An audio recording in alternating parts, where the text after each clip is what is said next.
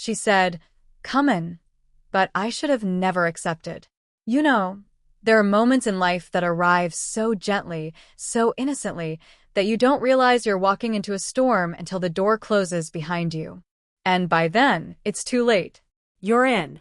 You're caught. You're changed. When she said those words, when she looked me in the eyes with that soft, almost trembling smile and opened the door just wide enough for me to slip in, something in me whispered that this wasn't going to end well. But I ignored it.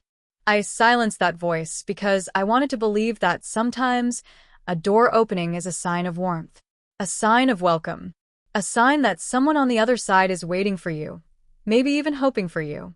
But I should have known better. It was raining that evening. Not a poetic rain. Not one of those gentle drizzles that make you feel nostalgic. No, this was a cold, hammering rain. It slapped the pavement and pounded the windows. The kind of rain that washes color from the world, leaving everything gray, dull, and shivering. I stood outside her house for what felt like hours, heart racing, fingers numb, asking myself again and again whether I should be there at all. And then the door opened. She didn't say hello. She didn't ask why I had come.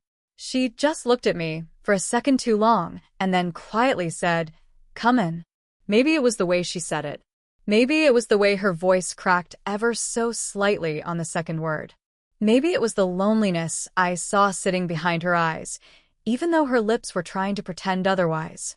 Whatever it was, I stepped over the threshold, and that was it. That was the moment everything changed. I think we all carry around our share of damage. Scars that don't show.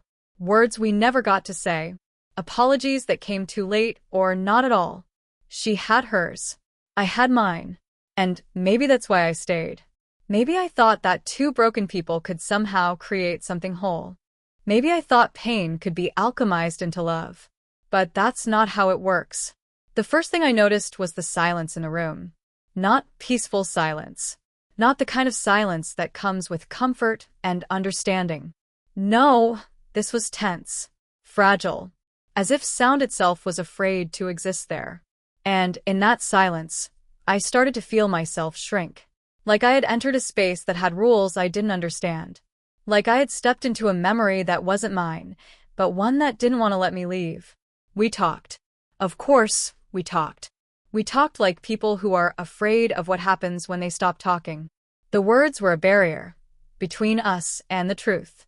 Between us and the things we didn't dare say. She asked about my life. I gave vague answers. I asked about hers. She gave none. But her eyes said more than enough. There was grief in them. Deep, old, wild grief. The kind that sits at the base of the spine and crawls up your back every time you're alone. The kind that sings lullabies to you in the voice of someone who's gone. And I should have left. I should have told her, I can't do this. I should have seen the warning signs in the way her hands trembled when she touched the photo frame on the mantel. In the way she flinched at certain names. In the way she held on to me like I was already halfway out the door, even though I had just walked in. But I stayed. Because there's a part of me that always wants to fix what's broken. A part of me that believes love can be a light in the darkest rooms. That it can be strong enough to quiet the ghosts. But I was wrong. What started as comfort quickly turned into something else. Possession. Obsession. Not hers. Not entirely. Mine too. We began to orbit each other in a way that felt more like gravity than love. Like I was being pulled towards something I couldn't understand, couldn't escape, couldn't stop needing. Even though it hurt me. She was fire. Not the gentle kind you gather around with friends, but the kind that burns down forests and cities. And I, foolishly, kept stepping into her flames, thinking I wouldn't get burned if I just loved her enough. But you can't love someone's demons away. You can't walk into someone's pain and expect to come out untouched. You can't keep pouring your soul into a bottomless well and then wonder why you feel empty. She had wounds I couldn't see, or maybe didn't want to. Wounds that whispered to her late at night.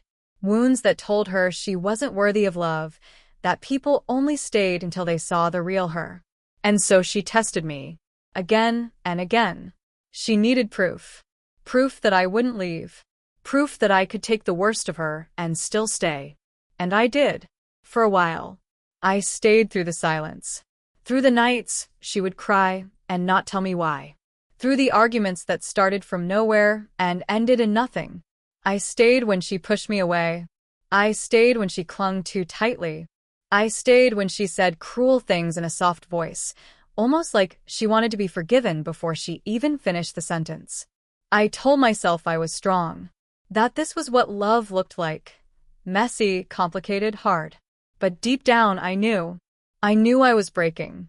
I knew that piece by piece, I was losing myself inside of her chaos. And still, I stayed. Until the night I didn't. There was no dramatic ending. No slammed doors. No screaming. Just a quiet unraveling. A moment where I looked at her, and she looked at me, and we both knew this wasn't love anymore. Maybe it never was. Maybe it was just two aching hearts colliding in the dark, hoping the impact would feel like connection. I walked away, but I didn't leave unscathed. She stayed with me. In my thoughts, in my dreams, in the way I flinch when someone raises their voice, in the way I second-guess my worth when someone says they love me. She's in all of it. And sometimes I wonder, what if I hadn't walked in? What if I had just turned away that night, kept driving, let the rain swallow the moment whole? But then I think no. The real question is, what if I had listened to that small, trembling voice inside me that knew, that whispered, even as my hand touched the doorknob, "This is not a safe place for your heart." She said, "Come in." And I, with all my hope and all my foolishness, did. I stepped into her world and found a version of myself I didn't know could exist. Someone scared, someone uncertain, someone exhausted from trying to be enough. And yet, I learned something. Not about her. About me. I learned that love without boundaries becomes sacrifice. That empathy without self-respect becomes martyrdom. That sometimes we walk into places not because they're right, but because they remind us of old wounds we haven't healed. She wasn't the villain. She was just a person. Hurt, scared, and clinging. And I wasn't the hero. I was just another person looking for something to make me feel whole. But I should have never accepted. Because sometimes the invitation is not a gift, it's a test. A trap. A mirror. Sometimes, come in means get lost. And I did. I got so lost. In her sadness. In her silence. In the echoes of promises that were never really made. And now, when I hear those words, come in, I pause. Because I've learned that not every door is meant to be opened. Not every invitation is meant to be accepted. Not every heart is ready to hold yours with care. And maybe that's the hardest lesson of all, knowing when to stay outside. Knowing when to walk away, not out of cruelty, but out of self-preservation. Out of love for yourself. She said, come in. And I did. But I should have never accepted.